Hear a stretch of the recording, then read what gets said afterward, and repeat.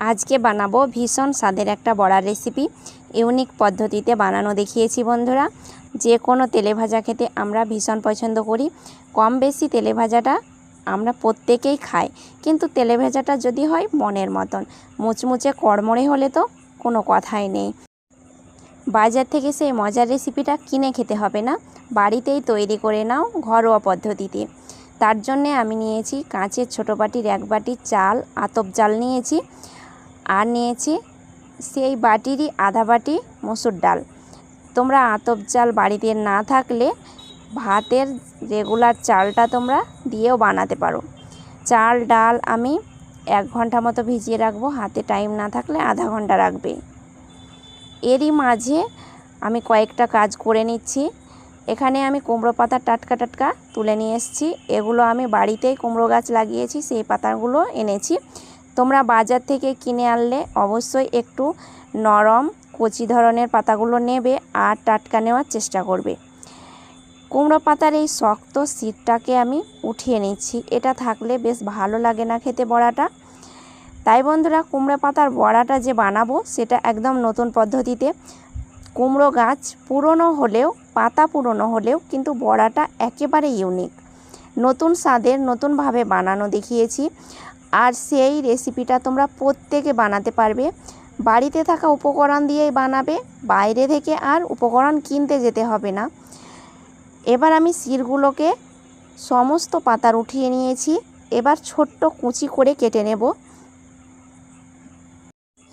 এরই মাঝে ডাল চাল ভালোভাবে ফুলে গেছে। আমি 1 ঘন্টা মতো ভিজিয়ে রেখেছিলাম। আধা ঘন্টা থেকে 1 ঘন্টা ভিজিয়ে রাখলে সমস্ত চাল ডাল ভিজে যায়। এবার সরাসরি মিক্সিং জারের মধ্যে আমি উঠিয়ে নিচ্ছি। আর চাল ডালটাকে ভিজিয়ে রাখার পরে আমি 2-4 বার জল দিয়ে পরিষ্কার করে ধুয়ে নিয়েছি। এবার ব্লেন্ড করে নেব। বন্ধুরা, খুব সুন্দরভাবে ব্লেন্ডটা করে নেবে, শিলনোড়াতেও তোমরা বেটে নিতে পারো। আর কুমড়ো পাতাগুলোকে এদিকে আমি খুব সুন্দরভাবে ছোট কুচি করে কেটে নিয়েছি। এবার কুমড়োর পাতার মধ্যে আমি দিয়ে দিচ্ছি 2টো পেঁয়াজ কুচি করে একটু লম্বা করে কেটে নিয়েছি। আর সঙ্গে দিচ্ছি 2টো কাঁচা লঙ্কা। ঝালটা তোমরা ইচ্ছে মতো কম বেশি করে নেবে। আর হাফ চামচ দিচ্ছি আদা রসুনের পেস্ট, 4 চামচ মেপেই দিলাম। আর নিচ্ছি পরিমাণ মতো হলুদ গুঁড়ো, পরিমাণ মতো জিরে ভাজা গুঁড়ো, আর নিচ্ছি পরিমাণ মতো একটু লঙ্কা গুঁড়ো, স্বাদ মতো দিলাম লবণ। এখানে নিয়েছি ম্যাগি মশলা, হাতের কাছে ম্যাগি মশলা থাকলে দেবে, না থাকলে চাট মশলা দেবে। আমি আধা প্যাকেট মতো দিয়ে দিলাম। আর সঙ্গে দিচ্ছি ডাল আর চালের পেস্ট। সম্পূর্ণ পেস্টটাকে দিয়ে এবার চামচ দিয়ে একটু নাড়াচাড়া করে নেবে। বন্ধুরা, এই সমস্ত চাল ডাল উপকরণের সঙ্গে মেখে নেওয়ার পরে আর একটা উপকরণ আমি যোগ করে দিচ্ছি, সেটা হচ্ছে বেসন। আমি এখানে 2 চামচ পরিমাণে বেসন দিচ্ছি। বাইন্ডিংয়ের জন্য 2 চামচ বেসন অবশ্যই অ্যাড করবে। আর বন্ধুরা, বেসন দেওয়ার পরে ভালোভাবে হাত দিয়ে মেখে নেব। বন্ধুদের একটা কথা মনে করিয়ে দিই, আমার ভিডিওটা তোমাদের একটুও ভালো লেগে থাকলে অবশ্যই চ্যানেলটাকে একটা লাইক করবে আর চ্যানেলটাকে সাবস্ক্রাইব করে আমার বন্ধু হয়ে সঙ্গে থাকবে। রেসিপিটা কেমন লেগেছে ছোট্ট কমেন্টে কিন্তু লিখতে ভুলবে না। আমার ইচ্ছে মতো রেসিপিগুলো তোমাদের উপহার দিচ্ছি। তোমাদের নতুন কোনো রেসিপি ভালো লেগে থাকলে অবশ্যই আমাকে জানাবে। এবার ভালোভাবে মেখে নেওয়ার পরে একটু শেপে দেখে নেব হাত দিয়ে।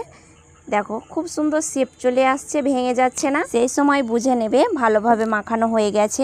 এইভাবে যদি ভালোভাবে শেপটা না আসে তো আবারও একটু বেসন অ্যাড করে দেবে। এরপরে চুলোর মধ্যে একটা প্যান বসিয়ে দিচ্ছি পরিমাণ মতো সাদা তেল। বড়াগুলোকে সাদা তেলের মধ্যে আমি ভেজে নেব।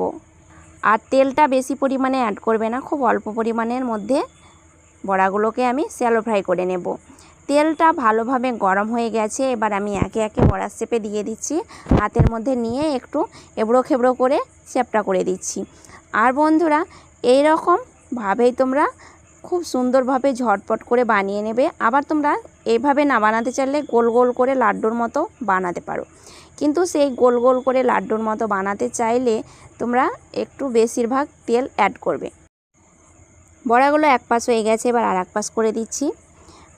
আর বন্ধুরা, 2 পাশ উল্টে পাল্টে একটু কালার করে ভেজে নেব। অনেক বন্ধু আছো বেশি তেল খেতে পছন্দ করো না, সেই সব বন্ধুরা এরকম অল্প তেলে বড়াগুলোকে ফ্রাই করে নেবে। আমি দুই পাশই উল্টে পাল্টে ভেজে নিচ্ছি, আর একটু মুচমুচে করে ভাজলে বড়াগুলো খেতে দুর্দান্ত স্বাদের হয়।